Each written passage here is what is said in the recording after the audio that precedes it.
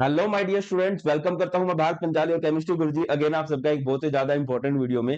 तो class 12th का एक जमाने का सबसे बड़ा चैप्टर था P block elements. P block elements का ग्रुप 15 हम ऑलरेडी पढ़ चुके हैं। ग्रुप 16, ग्रुप 17, ग्रुप 18 के जो भी इंपॉर्टेंट पॉइंट है वो हम आज वाली वीडियो में पढ़ेंगे।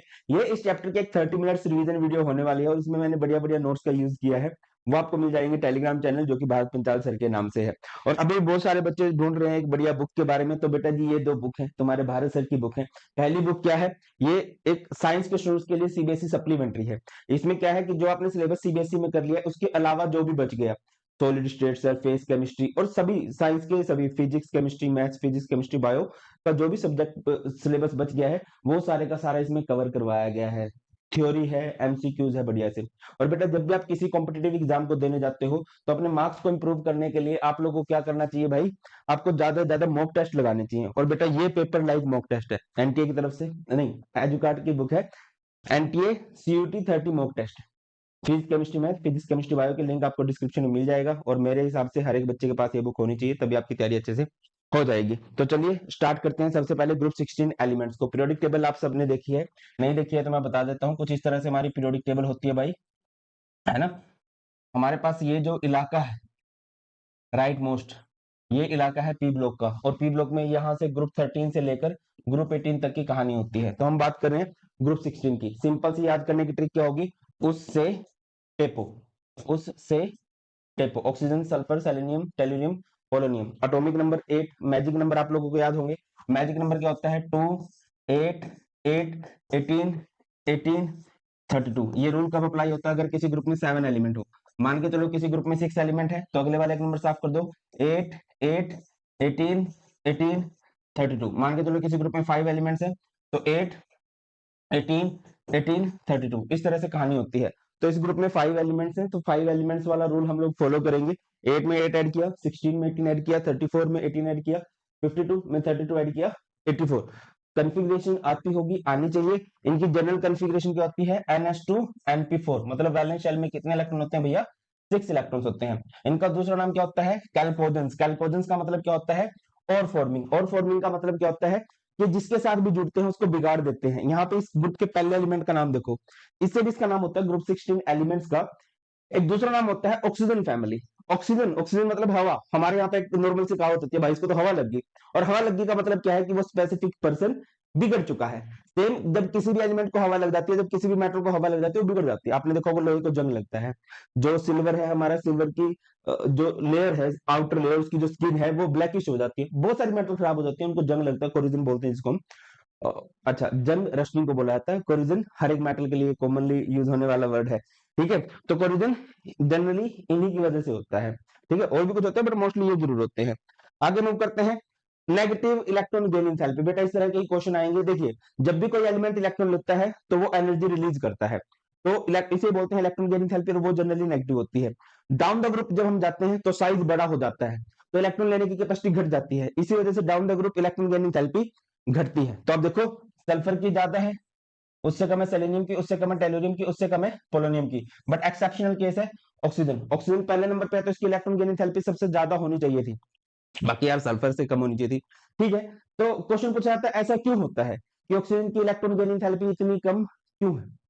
क्या सीन होता है भाई? पहली बात, ऑक्सीजन का small size, small size. Small size की वजह से क्या हो जाता है?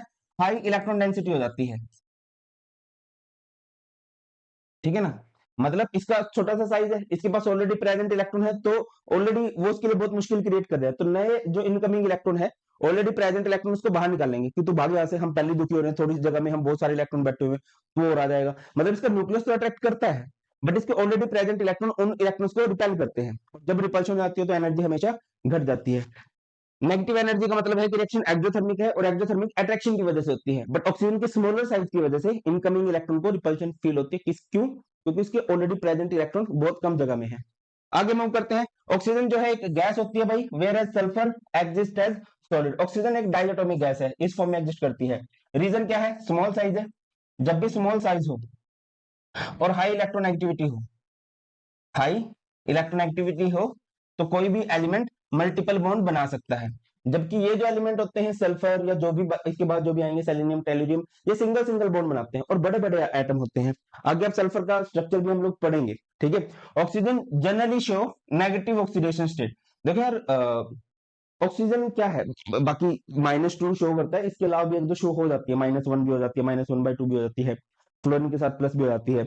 आपके पॉइंट पे आते हैं कि ऑक्सीजन नेगेटिव ऑक्सीडेशन स्टेट क्यों शो करता है, क्योंकि पीरियोडिक टेबल का सेकंड मोस्ट इलेक्ट्रोनेगेटिव एलिमेंट है। आपने एक ट्रिक सुनी होगी, मैंने भी कई बार बोली है, जॉन बनेगा डॉन, जॉन बनेगा डॉन। पीरियोडिक टेबल का डॉन कौन है भाई, कौन है भाई, कौन का मतलब फ्लोरीन ऑक्सीजन नाइट्रोजन, ये पीरियोडिक टेबल के सबसे पावरफुल बंदे हैं, सबसे पावरफुल एलिमेंट है, इनसे कोई भी इलेक्ट्रॉन नहीं ले सकता। ये इलेक्ट्रॉन ले सकता है तो वो सिर्फ फ्लोरीन ले सकता है, ठीक है। तो सेकंड नंबर का देना तो जनरली कोई इलेक्ट्रॉन ले नहीं पाएगा, तो ये सबसे इलेक्ट्रॉन लेगा, तो इसकी हमेशा क्या आएगी भाई, माइनस आएगी। The stability of +6 oxidation state decreases down the group. अब देखिए 6 इलेक्ट्रॉन है, 6 इलेक्ट्रॉन से दो इलेक्ट्रॉन ले लो या फिर 6 electron they low. Down the group जब हम जाते हैं +6 ऑक्सीडेशन स्टेट घटती चली जाती है और +4 ऑक्सीडेशन स्टेट जो है बढ़ती चली जाती है। अब आपके दिमाग में क्वेश्चन आएगा, ऐसा काहे, ऐसा इसलिए ब्रो कि जैसे पोलोनियम इसका लास्ट एलिमेंट है, इसकी कॉन्फ़िगरेशन क्या हो जाएगी, इसकी कॉन्फ़िगरेशन हो जाएगी 6s2 6p4। बट यहाँ पर लास्ट में मोस्टली आप देखोगे हर एक ग्रुप में जब हम लास्ट में पहुंचते हैं तो एक इफेक्ट आपको देखने को मिलेगा जिसका नाम है inert pair effect. Inert pair effect क्या होता है, reluctance of inner s orbital to participate in chemical reaction. जो अंदर वाला s ऑर्बिटल है वो रिएक्शन में पार्टिसिपेट करना बंद कर देता है, और जब ये रिएक्शन में पार्टिसिपेट नहीं करेगा तो सिर्फ इसको पार्टिसिपेट करना पड़ता है, ठीक है। आगे मूव करते हैं।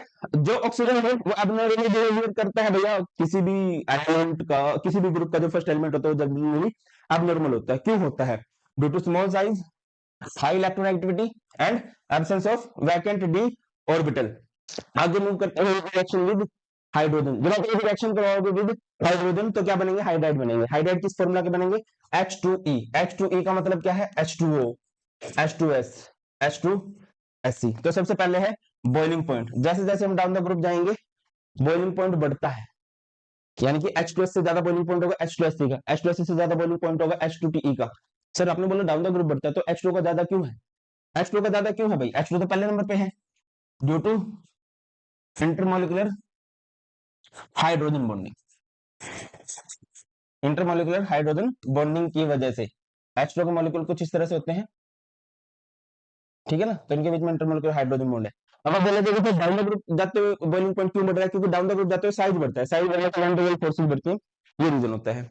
एसिडिक नेचर की बात है कि कौन आसानी से H को रिलीज कर सकता है, भैया डाउन द ग्रुप जाने पे बॉन्ड एंथैल्पी घटती है, इजी हो जाता है H को रिलीज करना, that's why down the group जाते हुए एसिडिक नेचर बढ़ता है। थर्मल स्टेबिलिटी का भी, अच्छा थर्मल स्टेबिलिटी का मतलब है हीट के सामने कौन स्टेबल रहेगा, किसका बॉन्ड इजीली नहीं टूटेगा, ऑब्वियसली इसका रिवर्स साइन हो जाएगा, H2TE का बॉन्ड आसानी से टूटेगा, दैट्स व्हाई ही तो वो सबसे ज्यादा एसिडिक है। Sulphur, selenium, tellurium, polonium form oxide of the type EO2 and EO3 all are acidic in nature. अच्छा आपको कैसे पता चलता है कि कोई भी ऑक्साइड एसिडिक है, बेसिक है, एल्कोटाइक है, न्यूट्रल है, उसके बारे में बात कर लेते हैं।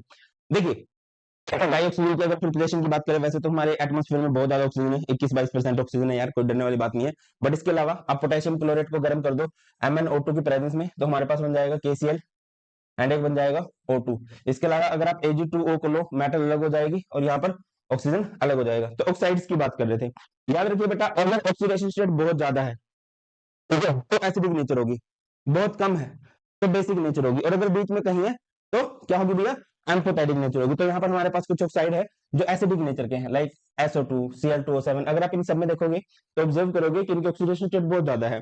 बेसिक की बात करोगे तो बहुत कम है, एम्फोटेरिक की ऑक्सीडेशन स्टेट बीच में कहीं होती है, ठीक है, एग्जांपल याद रख लेना। आगे मूव करते हैं ऑक्सीजन। ऑक्सीजन की दो एलोट्रोपिक फॉर्म होती है, ऑक्सीजन दो फॉर्म में एग्जिस्ट करता है, O2 एंड O3। एलोट्रोप्स क्या होते हैं, जब एक ही एलिमेंट की क्या होगा, अपीयरेंस अलग अलग हो जाएगी। जैसे कार्बन को बताता हूँ, कार्बन का डायमंड, ग्रेफाइट, फुलरिन इस तरह से होता था, है ना।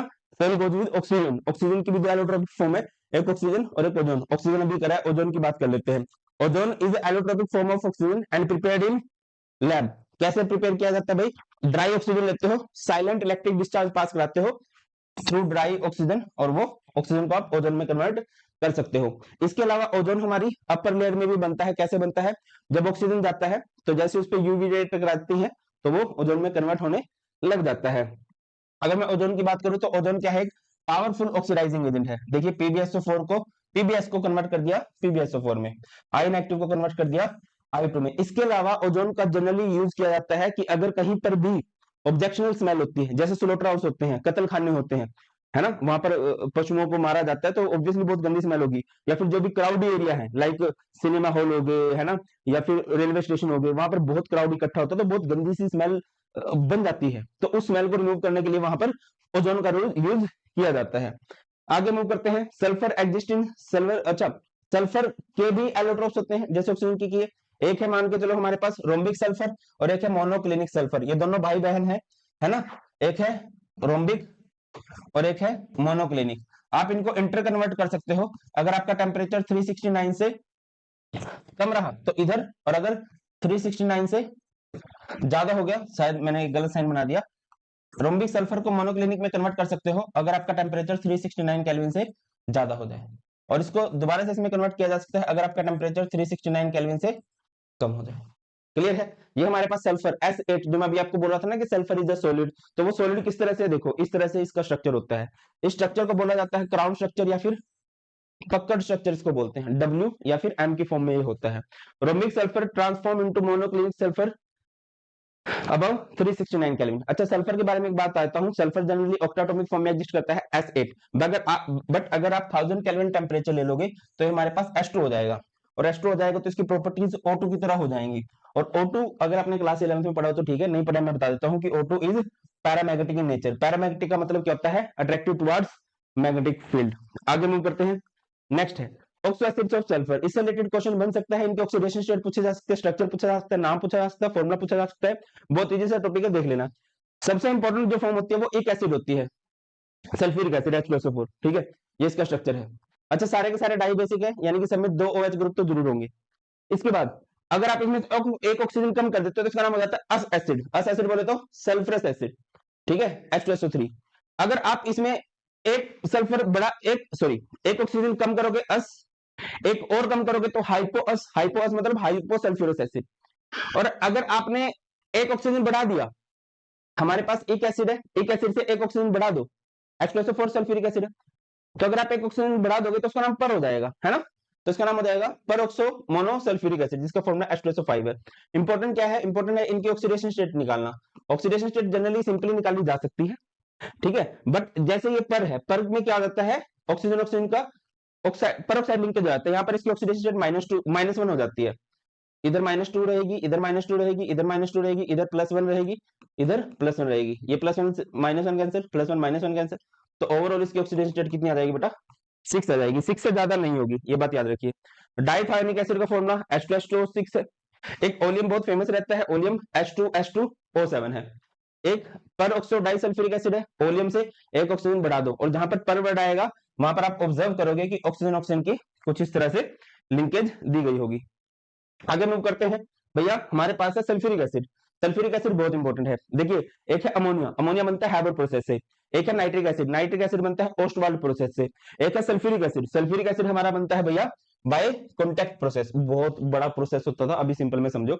सबसे पहले हम सल्फर की ऑक्सीडेशन करते हैं तो SO2 बनता है, SO2 की फर्दर ऑक्सीडेशन करते हैं तो SO3 बनता है, SO3 पे सल्फ्यूरिक एसिड डाला जाता है तो ओलियम बनता है, और ओलियम पे पानी डाल के हमारे पास क्या बन जाएगा, सल्फ्यूरिक एसिड। रिपीट करो, सल्फर की ऑक्सीडेशन SO2, SO2 की ऑक्सीडेशन वो सबसे मेन स्टेप होता है इधर, ठीक है।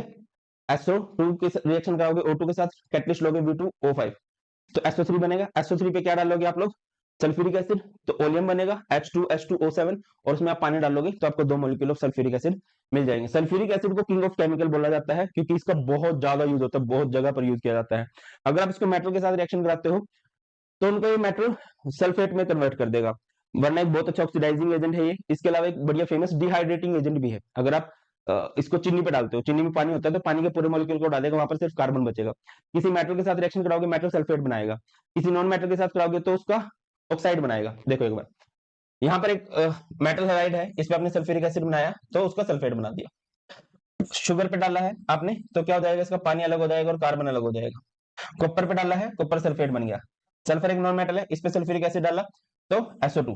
कार्बन पे डाला कार्बन डाइऑक्साइड, अच्छा SO2 जरूर बन जाता है, SO2 आप लोग जरूर बनता देखोगे, और बाजू में पानी भी बन गया है। क्लियर बात, तो यहाँ पर हमारा ग्रुप 16 एलिमेंट्स खत्म होता है।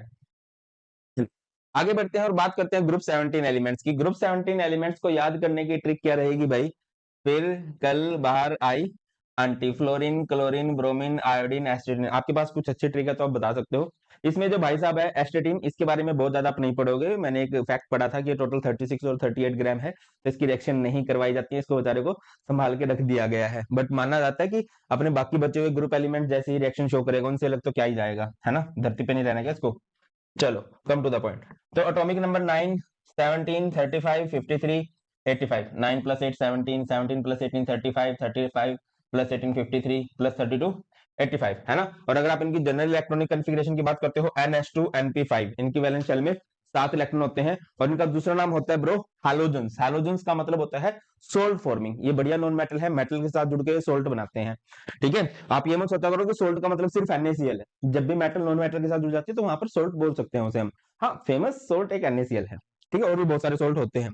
आगे मूव करते हैं भैया एटॉमिक एंड फिजिकल प्रॉपर्टीज की। बॉन्ड एनर्जी की बात करें तो डाउन द ग्रुप जाने पे बॉन्ड एनर्जी जो है घटती है ना। क्यों सर डाउन द ग्रुप जाने पे बॉन्ड एनर्जी क्यों घटती है? देखिए, जैसे क्लोरीन क्लोरीन का बॉन्ड है, उसके बाद ब्रोमीन ब्रोमीन का बॉन्ड होगा, उसके बाद आयोडीन आयोडीन का बॉन्ड होगा। डाउन द ग्रुप जाने पे बॉन्ड लेंथ बढ़ती है। बॉन्ड लेंथ अगर बढ़ेगी तो बॉन्ड वीक हो जाएगा, है ना। केमिस्ट्री है, थोड़े बहुत एक्सेप्शनल केस चलेंगे तो आपको दिखाई देगा कि फ्लोरीन की बॉन्ड एनर्जी सबसे ज्यादा होनी चाहिए, बट नहीं होती है। ठीक है, ये बीच में चिपका हुआ है, इसका रीजन क्या है? देखिए, फ्लोरीन का बॉन्ड है, छुटकू सा बॉन्ड है, छुटकू सा बॉन्ड है तो स्ट्रॉन्ग होना चाहिए, होता भी है। बट यहाँ पर इसके पास बहुत सारे लोन पेयर प्रेजेंट होते हैं। ठीक है, और इन लोन पेयर में क्या होगी? रिपल्शन होगी। और जब लोन पेयर में रिपल्शन होगी, रिपल्शन से हमेशा बॉन्ड वीक हो जाता है। दैट्स व्हाई बोला जाता है घर में लड़ाई मत किया करो यार। ठीक है, इलेक्ट्रॉन एफिनिटी की बात करें तो इलेक्ट्रॉन के लिए लव डाउन द ग्रुप जाने पे कम होता है, बट ज्यादा जो लव है, electron affinity is just like electron gain enthalpy. ठीक है, सबसे ज्यादा फ्लोरीन का होना चाहिए, बट वही बात है जो प्रीवियस में हुई थी कि फ्लोरीन का साइज छोटा है, इलेक्ट्रॉन डेंसिटी ज्यादा है इसके पास, तो इनकमिंग इलेक्ट्रॉन को थोड़ी सी रिपल्शन फील होती है। क्योंकि वो पेयरिंग की इलेक्ट्रॉन गेन एंथैल्पी सबसे ज्यादा होती है, एफिनिटी सबसे ज्यादा होती है, तो इक्वेशन बन सकता है। इलेक्ट्रॉन एक्टिविटी का सेम है भाई, डाउन द ग्रुप जाने पे कम होगी। इलेक्ट्रॉन एक्टिविटी क्या होता है? इलेक्ट्रॉन को अट्रैक्ट करने की पावर, इलेक्ट्रॉन को अट्रैक्ट करने की पावर डाउन द ग्रुप घटती है। साइज बड़ा होगा तो कैसे कोई इलेक्ट्रॉन को अपनी तरफ खींच पाएगा? देखिए, इलेक्ट्रॉन को अपनी तरफ कौन खींचता है? न्यूक्लियस। ये न्यूक्लियस है और इधर एक इलेक्ट्रॉन है, और यहाँ पर एक न्यूक्लियस है, इधर एक इलेक्ट्रॉन है। ठीक है, सॉरी, ये इसका बड़ा साइज है। ठीक है, तो कैसे अट्रैक्ट करेगा? अट्रैक्शन अपोजिट चार्ज में तभी होगी अगर वो पास पास होते हैं, दूर दूर होंगे तो अट्रैक्शन थोड़ी कम हो जाएगी। फिजिकल स्टेट की बात करें, ये बढ़िया ग्रुप है, सारी फिजिकल स्टेट शो करता है, जिसमें फ्लोरीन क्लोरीन गैसेस फॉर्म में एग्जिस्ट करती हैं। ब्रोमीन लिक्विड, ब्रोमीन आपने सुना होगा, is the only non metal which exist in liquid state. And iodine जो है वो सॉलिड स्टेट में एग्जिस्ट करता है।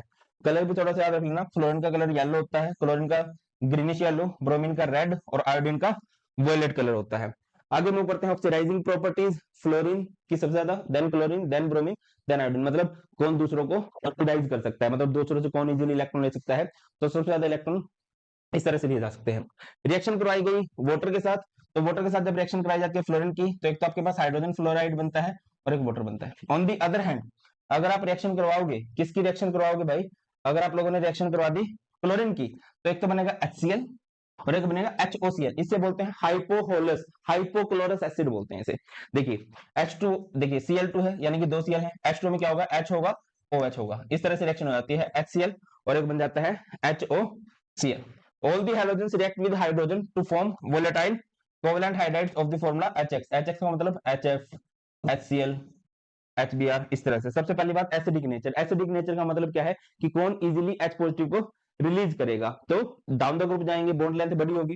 लाइक ये मेरे पास है HF हाइड्रोजन फ्लोराइड, ये है HCl, ये है HI।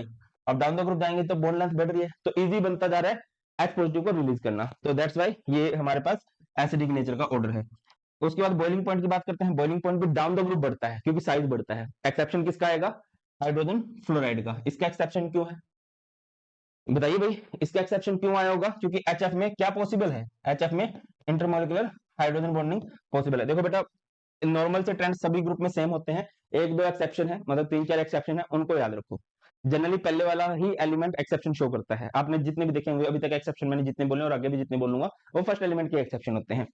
उसके बाद बॉन्ड एंथैल्पी। बॉन्ड एंथैल्पी मतलब बॉन्ड की एनर्जी डाउन द ग्रुप घटती है, क्योंकि डाउन द ग्रुप जाने पे बॉन्ड बड़ा हो जाएगा, बड़ा बॉन्ड इजी हो जाता है तोड़ना। तो देखिए, सबसे ज्यादा बॉन्ड एनर्जी HF की है, उससे कम HCl, फिर HBr, और फिर हमारे पास आ जाएगा HI। उसके बाद halogens form many oxide with oxygen, F form 2 oxide OF2 and O2F2। मैंने आपको बोला था कि oxygen negative oxidation state show करता है, बट इन केसेस के अंदर वो क्या शो कर सकता है, पॉजिटिव ऑक्सीडेशन स्टेट भी शो कर सकता है। स्टेबिलिटी ऑर्डर ऑफ ऑक्साइड किस तरह से होता है भाई, आयोडीन के सबसे ज्यादा, then chlorine, then bromine. Preparation of chlorine, chlorine एक इंपॉर्टेंट कंपाउंड है हैलोजन फैमिली का। कैसे बनता है, आप MnO2 की रिएक्शन करा दो HCl के साथ तो क्या बनेगा, MnCl2 बनेगा, वाटर बनेगा एंड क्लोरीन बनेगा। इसके अलावा पोटेशियम परमैंगनेट लो, HCl लो, तो अगेन क्या बनेगा, देखिए मेटल नॉन मेटल हमेशा रिएक्ट करके बनाएंगे कंपाउंड। इसके अलावा आपका MnCl2 जरूर बनेगा, वाटर जरूर बनेगा, और बाद में बना दो क्लोरीन। ये दोनों फेमस है। इसके अलावा इससे भी फेमस एक प्रोसेस है जिसको हम बोलते हैं डिएकन्स प्रोसेस। डिएकन्स प्रोसेस में क्या होता है, आप HCl लेते हो, उसकी रिएक्शन कराते हो O2 के साथ, तो हमारे पास क्या बन जाएगा, Cl2 विद वाटर। उसके बाद रिएक्शन कराई गई है Cl2 की, NaOH के साथ रिएक्शन इसकी इंपॉर्टेंट रहती है, ये कोल्ड है और ये दूसरे वाला कंसंट्रेटेड है। अच्छा, एक बात दोनों में कॉमन है, NaCl वाटर वाटर। अब अगर आपने कोल्ड लिया है तो आपके पास बनेगा NaOCl, और अगर आपने कंसंट्रेटेड लिया है तो आपके पास बनेगा NaClO3, इसे बोलते हैं क्लोरेट, NaClO3। कंसंट्रेटेड है तो NaClO3 बनेगा, और अगर आपके पास डाइल्यूट है तो क्या बनेगा भैया, NaOCl बनेगा। इसके अलावा अगर आप इसकी रिएक्शन कराते हो CaOH ट्वाइस के साथ, इसे क्या बोलते हैं, इसे बोलते हैं सिलेक्ट लाइन। सिलेक्ट लाइन की जब आप रिएक्शन कराओगे क्लोरीन के साथ तो हमारे पास क्या बनेगा, एक ब्लीचिंग पाउडर बनेगा, ठीक है, जिसका फॉर्मूला होता है CaOCl ट्वाइस। क्लियर। आगे मूव करते हैं, एक होता है एक्वारिजिया। एक्वारिजिया किसे कहा जाता है, HCl और HNO3 के मिक्सचर को। बोला जाता है कि नोबल मेटल कभी भी रिएक्शन नहीं करती, बट ये इतना स्ट्रॉन्ग मिक्सचर होता है कि नोबल मेटल को भी रिएक्शन करने के लिए मजबूर कर देता है। इसके बाद बात करते हैं ऑक्सो एसिड्स। तो इस ग्रुप के एलिमेंट ऑक्सो एसिड्स बनाते हैं, है ना, जैसे कि मैंने यहाँ पर लिखा हुआ है। सबसे इंपॉर्टेंट होता है इसका HClO3, इसे बोलते हैं क्लोरिक एसिड, इसे बोलते हैं क्लोरस एसिड, इसे बोलते हैं हाइपोक्लोरस एसिड, इसे बोलते हैं परक्लोरिक एसिड। मैंने बोला था जो मेन एसिड होता है वो होता है इक एसिड। अगर आप उससे ऑक्सीजन ज्यादा करोगे पर, एक कम करोगे अस, एक और कम करोगे तो हाइपो अस। क्लोरिक एसिड, क्लोरस एसिड, इसे बोलेंगे हाइपोक्लोरस एसिड, और इसे बोलेंगे परक्लोरिक एसिड। अब आप डाउन द ग्रुप जाओगे, इनको अगर आप कंपेयर करोगे तो इनकी ऑक्सीडेशन स्टेट जैसे जैसे बढ़ेगी एसिडिक स्ट्रेंथ बढ़ेगी। याद रखिए इन सब में सबसे ज्यादा एसिडिक कौन होता है, HClO4, क्योंकि वो उसमें उसकी ऑक्सीडेशन स्टेट +7 है। आगे मूव करते हैं ब्रो। नेक्स्ट है इंटर हैलोजन कंपाउंड। ये बहुत इंपॉर्टेंट होता है, जब भी हैलोजन दूसरे हैलोजन के साथ जुड़ते हैं तो कुछ कंपाउंड बनते हैं, उन्हें हम लोग इंटर हैलोजन कंपाउंड बोलते हैं। जैसे मैं आपको एग्जांपल दूं, ClF3, BrF5, है ना, IF7। और भाई साहब ये बहुत रिएक्टिव होते हैं, बहुत ज्यादा रिएक्टिव होते हैं। सिर्फ किससे कम रिएक्टिव होते हैं, फ्लोरीन से, F2 से कम रिएक्टिव होते हैं, वरना हमेशा इंटर हैलोजन कंपाउंड हैलोजन से भी ज्यादा रिएक्टिव होते हैं, ठीक है। और भाई इनके स्ट्रक्चर जरूर याद कर लेना यार तुम। अच्छा, ये जो H डैश है, ये जो डैश वाला है, ये स्मॉल वाला हैलोजन होगा, small halogen with high electron activity. और ये जो सिंगल है ये होगा लार्ज वाला halogen with high electron activity. आप देखो ClF3, BrF5, IF7, इसके अलावा भी कुछ हो सकते हैं जैसे BrCl3। तो जो बड़े वाला होगा वो सिंगल होगा, और जो छुटके होंगे वो कई सारे होंगे, ठीक है। बेटा जी एक हम्बल रिक्वेस्ट मैं करूंगा, प्लीज आप लोग क्या कर लेना, एक वेस्पर थ्योरी आती है क्लास 11th की, इनके स्ट्रक्चर को समझ लेना। आई होप आते होंगे, वरना मैंने 10 मिनट की वीडियो बना रखी है, लिंक डिस्क्रिप्शन में प्रोवाइड कर दूंगा। प्लीज स्ट्रक्चर बनाना जरूर सीख लेना, बनते हैं क्वेश्चन यहाँ से भी। आगे बढ़ते हैं और लास्ट एलिमेंट, लास्ट ग्रुप है पी ब्लॉक एलिमेंट्स का, दैट इज ग्रुप 18। ग्रुप 18 को याद करने की ट्रिक क्या है, हीना, नीना और कटरीना, जीती, रहना। अगेन मैं बोलूंगा, अगर आपको कोई इससे अच्छी ट्रिक आती है प्लीज यार कमेंट सेक्शन में जरूर बताना। H means helium, neon, argon, krypton, xenon, radon, है ना। इनकी अगर आप जनरल कॉन्फ़िगरेशन की बात करोगे तो 2s2 सॉरी क्या बनेगी भाई, NH2 NP6 बनेगी, मतलब सबके लास्ट में H2 और P6 है। इनके वैलेंस शेल में 8 इलेक्ट्रॉन है, इनका ऑक्टेट कंप्लीट है। इवन होता ना, मतलब हमें एग्जांपल दिया जाता है, शर्मा जी के लड़के को देख, लड़की को देख, है ना, उनको देख, तो भाई वो कितना अच्छा स्कोर कर रहे हैं। तो सेम पीरियोडिक टेबल में एलिमेंट्स को भी इस ग्रुप का एग्जांपल दिया जाता है कि यार इसको देखो, ये बिल्कुल स्टेबल है, ये किसी के साथ रिएक्शन भी नहीं करता, ठीक है। इसका नाम नोबल गैस फैमिली है, बहुत अच्छे लगते हैं सबको ये, है ना।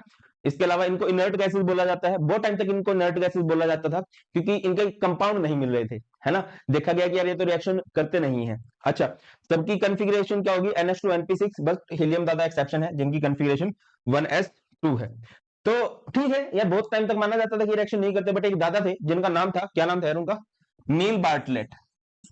इन्होंने देखा कि यार ऑक्सीजन है, ऑक्सीजन कंपाउंड बना सकता है, ऑक्सीजन से इलेक्ट्रॉन लिया जा सकता है, फ्लोरीन इज द एलिमेंट जो ऑक्सीजन से इलेक्ट्रॉन ले सकता है। और ऑक्सीजन की जो इलेक्ट्रो आयनाइजेशन एनर्जी है, मतलब उसमें से जो इलेक्ट्रॉन निकालने के लिए जिस एनर्जी की रिक्वायरमेंट होती है, वो लगभग बराबर है जिनोन की, मतलब जिनोन की कम है इन एक्चुअल, ऑक्सीजन की ज्यादा होती है। जब ऑक्सीजन से इलेक्ट्रॉन निकल सकता है तो जिनोन से भी निकल सकता है।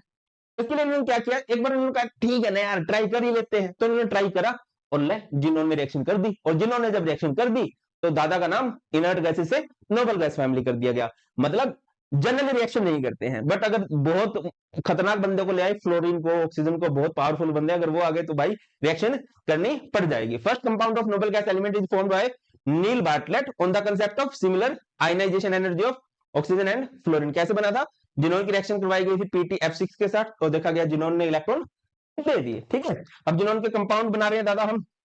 ओके, वेरी नाइस, ये तो नोट्स आ गए। F2 के साथ कराओगे तो XeF2, 2F2 के साथ कराओगे XeF4, 3F2 के साथ कराओगे XeF6, और अगर आप कराओगे इसकी रिएक्शन Xe की रिएक्शन कराओगे किसके साथ, O2F6 के साथ, तो ये बन जाएगा XeF6 और प्लस में O2 बन जाएगा। अच्छा, यहाँ पर टेम्परेचर और प्रेशर की कंडीशन जो है बढ़ती जाएंगी, प्रेशर जो है बढ़ता जा रहा है अगर आपको फ्लोरीन बढ़ाने हैं तो। आगे मूव करते हैं हाइड्रोलिसिस रिएक्शन। जब आप इन जिनोन फ्लोराइड या जिनोन ऑक्सीफ्लोराइड की रिएक्शन जब वाटर के साथ कराते हो, देखो अगर आपने एक सिंगल मॉलिक्यूल ऑफ वाटर लिया, H2 लिया, तो यहाँ पर 2 हाइड्रोजन 2 फ्लोरीन बाहर निकलेंगे, 2HF, बाकी जो बच रहा XeOF2 नहीं होगा, XeOF4 होगा, सॉरी। इसके बाद XeF6 की रिएक्शन आपने कराई 2 मॉलिक्यूल्स ऑफ वाटर, तो यहाँ पर क्या है, 4 हाइड्रोजन है, 4 फ्लोरीन के साथ बाहर निकलेंगे, और ये बन जाएगा XeO2F2। XeF6 की रिएक्शन 3 मॉलिक्यूल्स ऑफ वाटर के साथ जब आप कराओगे तो बन जाएगा भैया 6 हाइड्रोजन है, 6 फ्लोरीन है, बाहर निकलेंगे, और ये बन जाएगा XeO3, और XeO3 एक एक्सप्लोसिव कंपाउंड है। अगर आप XeF4 की रिएक्शन वाटर के मॉलिक्यूल के साथ कराते हो, 12 वाटर मॉलिक्यूल, बेटा 1-2 केस याद रख लेना, Xe बनेगा, बहुत सारे कंपाउंड बनेंगे, Xe, XeO3, HF and O2 बन जाने वाला है। इसके बाद जिनोन फ्लोराइड की रिएक्शन कराई गई है फ्लोरीन डोनर और फ्लोरीन एक्सेप्टर के साथ। फ्लोरीन डोनर कौन होंगे, जहां पर एक मेटेलिक फ्लोराइड है ना, तो मेटल फ्लोरीन को रिलीज करेगी, और अगर नॉन मेटेलिक फ्लोराइड है तो वो एक्सेप्ट कर लेगा। जैसे कि हमारे पास ये है XeF2, इसकी रिएक्शन आपने कराई PF5 के साथ, फॉस्फोरस एक नॉन मेटल है, तो ये फ्लोरीन को एक्सेप्ट कर सकता है, तो यहाँ पर XeF4 पॉजिटिव बनेगा, और PF इसने फ्लोरीन को एक्सेप्ट किया है, PF6 नेगेटिव बनेगा। SbF4 है, SbF5 है, एंटीमनी बोलते हैं इसको, तो ये इसको फ्लोरीन डोनेट करेगा, तो इस पे पॉजिटिव चार्ज आएगा, बिकॉज़ फ्लोरीन एक इलेक्ट्रोनेगेटिव एलिमेंट है, इलेक्ट्रॉन को लेके जाएगा, इलेक्ट्रॉन को लेके जाएगा तो इधर पॉजिटिव छोड़ के जाएगा, उधर नेगेटिव जाएगा। और अगर मैंने इसकी रिएक्शन NF के साथ कराई, ये एक मेटालिक फ्लोराइड है, मेटालिक फ्लोराइड फ्लोरीन को रिलीज करेंगे, तो इस टाइम XeF6 जो है फ्लोरीन को एक्सेप्ट करेगा, तो XeF7 नेगेटिव, और सोडियम पे कौन सा चार्ज आ जाएगा, पॉजिटिव चार्ज आ जाएगा बेटा। अगर बात करें नोबल गैसेस के यूज की, तो हीलियम का यूज किया जाता है in the filling of balloons for meteorological observations. Meteorological observations क्या होती है, मौसम वगैरह का पता लगाने के लिए, है ना। इसके अलावा liquid helium is used as cryogenic agent. Cryogenic word जहां पर भी आ जाता है, बहुत मतलब कम टेम्परेचर जहां पर रखा जाता है, ठीक है। Neon is used in discharge tube and fluorescent bulb. अच्छा, इस ग्रुप के जितने भी मेंबर्स आप देखोगे, कहाँ कहीं पर भी चमक दमक वाली लाइट अगर लगानी है तो इनका बहुत यूज किया जाता है। आपने बचपन में सुना भी होगा कि आर्गन गैस यूज की जाती है for the filling of bulbs, है ना, और वेल्डिंग वगैरह में भी होता है। और इसके अलावा इनका बहुत यूज किया जाता है इनर्ट एटमोस्फेयर में। इनर्ट एटमोस्फेयर का मतलब क्या है, ये खुद तो रिएक्शन करते नहीं, और ये दूसरों को भी रिएक्शन नहीं करने देते। होता है ना, कई बंदे बिल्कुल सिंगल होते हैं, है ना, हमारे जैसे शकल से सिंगल होते हैं, तो वो दूसरों की भी सेटिंग सहन नहीं कर सकते। स्पेशली साइंस वालों की बात कर रहा हूँ, इन बेचारों की होती है, सारा दिन बुक में पड़े रहते हैं, तो इनको बहुत जेलसी फील होती है जब आर्ट्स वाले कुछ कलाकारी कर जाते हैं, ठीक है। तो argon is used to provide an inert atmosphere. इसके बाद भाई कुछ कंपाउंड है, अगेन मैं बोलूंगा कि इसको कर लेना, एक दो मैं तुम्हें बता सिखा भी देता हूँ। जैसे आपको XeF2 का स्ट्रक्चर बनाना है, तो कैसे बनाते हैं, अब वैलेंस इलेक्ट्रॉन निकालते हो। जिनोन की वैलेंस शेल में 8 इलेक्ट्रॉन होते हैं, फ्लोरीन 2 है, की वैलेंस शेल में 7 इलेक्ट्रॉन होते हैं, तो ये हमारे पास बनेंगे 22। जब आपके पास 22 वैलेंस इलेक्ट्रॉन आएंगे तो आप उसको डिवाइड करते हो 8 से, 8 दूनी 16, 6, और ये 2 3 जा 6, तो आपके पास एक नंबर आएगा 5। इस 5 को बोलते हैं हम लोग स्टीरिक नंबर। अब आप ये देखोगे कि यहाँ पर बॉन्ड पेयर कितने बन सकते हैं और लोन पेयर कितने बन सकते हैं। बॉन्ड पेयर जिनकी शादी हो चुकी है, लोन पेयर जो सिंगल रह गए हैं, like you not like me, मैं तो शादीशुदा हूं, ठीक है। तो जो फ्लोरीन है भाई वो 2 है, यानी कि जुनोन के साथ 2 बॉन्ड बन चुके हैं, और टोटल 5 बेटे थे, 2 ने बॉन्ड बना लिया, 3 रह गए। अब आपको देखना पड़ेगा स्टीरिक नंबर 5 में 2 बॉन्ड पेयर हो, 3 लोन पेयर हो, तो स्ट्रक्चर कैसा बनता है, तो बेटा जी उसका स्ट्रक्चर कुछ ऐसा बनता है, and this structure is known as linear structure को क्या बोलते हैं, इधर उधर कर दिया कोई बात नहीं, लीनियर बोलते हैं। ये स्क्वायर प्लेन है XCF4 का स्ट्रक्चर, एंड स्क्वायर पिरामिडल है XCOF4 का स्ट्रक्चर, और डिस्टोर्टेड ऑक्टाहेड्रल है XCF6 का स्ट्रक्चर। देख लेना क्योंकि पेपर में हमसे स्ट्रक्चर पूछा जा सकता है, इवन नीट का जो पेपर हो उसमें भी शेप पूछी गई है, पूछी जाती है। ठीक है, पी ब्लॉक जब पहले इंपॉर्टेंट हुआ करता था उस टाइम इसकी शेप पूछी जाती थी। तो बेटा ये है हमारे पास पी ब्लॉक एलिमेंट्स। और किस चैप्टर का 30 मिनट्स रिवीजन जल्दी से लेके आना, जल्दी कमेंट सेक्शन में बता देना। That's all in this video. बहुत ख्याल रखिए, और बढ़िया रहेगा यार आप नोट सामने रख के पढ़ोगे, है ना, जल्दी जल्दी आपको समझ में आ जाएगा हाँ यार क्या क्या क्या क्या है। बहुत बहुत मिलते हैं, ख्याल रखिए, God bless you all, please take care, जय हिंद।